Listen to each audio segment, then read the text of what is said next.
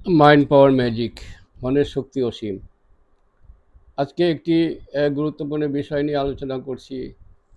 চেষ্টা এবং কাজের মধ্যে গুণগত পার্থক্য আসলে কোথায়? শুনতে দুটোই মনে হয় কাজ।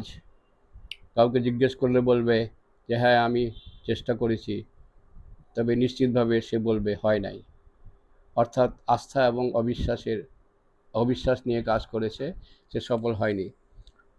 পক্ষান্তরে আস্থা এবং বিশ্বাস নিয়ে কোনো কিছু করাকে বলা হয় কাজ বা ডুইং, এবং এখানে নিশ্চিতভাবে সাফল্য আসবেই। এই জায়গাটাতেই মূল পার্থক্য। চেষ্টা সবসময় একটি অতীতকাল।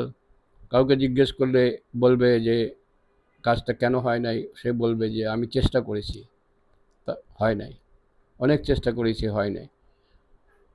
অপরপক্ষে যারা সফল হয় তারা নিশ্চিতভাবে জানে যে সে কাজ করে চলেছে এবং সে তার ফলাফলটা চোখের সামনে দেখতে পায় এবং সে নিশ্চিতভাবে সফল হয়।